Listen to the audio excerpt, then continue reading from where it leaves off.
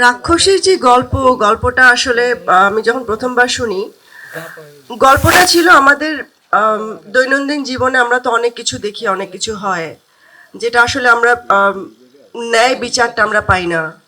সব কিছু থেকে মিলিয়ে আমরা মানে এমন ছিল যে যেটা আমরা একজন মানুষ ভালোবাসলে কি হতে পারে, কিভাবে হতে পারে, কি মানে কোনো অকারেন্স যদি তার সাথে হয়, সব কিছু মিলিয়ে মানে আমাদের পারিপার্শ্বিক অবস্থা সব কিছু মিলিয়ে একটা একটা গল্প, যেটার মধ্যে একটা ফুল কমার্শিয়াল ফিল্ম, যেটার মধ্যে আমার কাছে মনে হয়েছে যে ভালোবাসা আছে, একটু ইমোশন আছে, ভায়োলেন্স আছে, অ্যাকশন আছে। তো বরবাদটাও তো এমনই ছিল।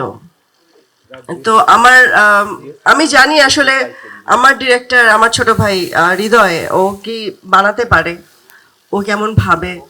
তো ওর ভাবনার কাছে আসলে আমাকে অন্য কেউ, আমার কাছে তো অনেক স্ক্রিপ্টই আসে, আসলে অন্য কেউ অতটা এখন পর্যন্ত আমি মানে কনভিন্স হতে পারিনি যেভাবে ওর গল্পগুলো আমাকে কনভিন্স করে, ওর মেকিংগুলো আমাকে কনভিন্স করে।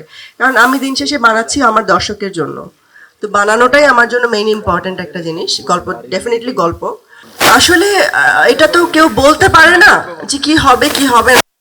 কারণ লগ্নি করা, লগ্নিকৃত টাকাটা উঠে আসা, এটা তো পুরোটাই সিনেমাটা যখন হবে। আমি তো মাত্র শ্যুট করছি, আমার একদম 100% ভরসা আছে যে আমরা যে টাকাটা লগ্নি করেছি এবং সামনে আরও যা হবে ডেফিনেটলি আমরা মানে এটা রিটার্ন পাবো। আর রিটার্ন না পাওয়ার কোনো না, কারণ এইখানে যারা কাজ করছে তারা একদম তাদের 100% দিয়ে, তাদের জীবন দিয়ে পুরোটাই চেষ্টা করছে। সো যখন একটা মাসে হার্ডওয়ার্ক থাকে, hard work always page of. So আমার কাছে মনে হয় যে এটা নিয়ে আমার কোনো মানে সন্দেহ নেই, ইনশাল্লাহ।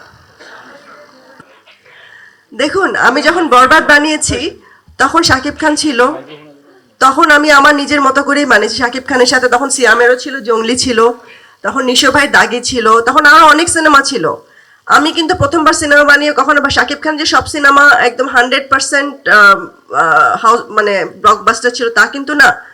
আমরা মানে ভালো ভালো ছবি এখন যেভাবে সিনেমাগুলো আসছে, তো ওই দিক থেকে আমি তখন এটা ভাবিনি যে আমার বরবাদ ব্লকবাস্টার হবে, শাকিব খান থাকলেই ব্লকবাস্টার হবে, শাকিব খান না থাকলে হবে না, সেটা ভেবে আমি করিনি, বরবাদটা করে ওই ক্যারেক্টারটাতে আমাকে শাকিব ভাইয়েরই দরকার ছিল এবং শাকিব ভাই এটা করতে পারতো।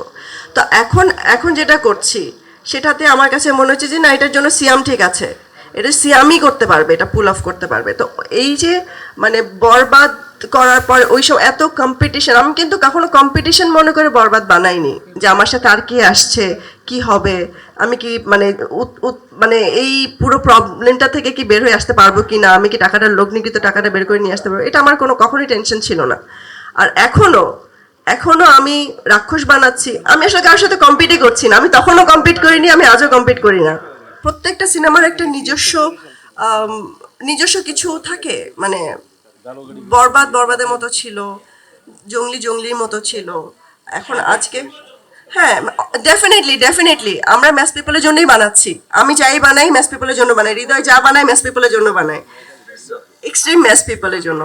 দেখুন, এই সিচুয়েশনটা আবারও অ্যারাইজ হবে, এটা খুবই খুবই স্বাভাবিক। কিসের জন্য? কারণ আমাদের এখন পর্যন্ত আমাদের কোনো ই টিকেটিং সিস্টেম নেই, কোনো সেন্ট্রাল সার্ভার নেই, এটা খুবই খুবই সিম্পল একটা ব্যাপার।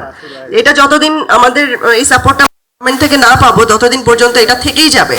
আগেও ছিল, এখনো আছে, ভবিষ্যতেও থাকবে, যতক্ষণ পর্যন্ত আমরা এই সিস্টেমের কোনো চেঞ্জ না করতে পারবো।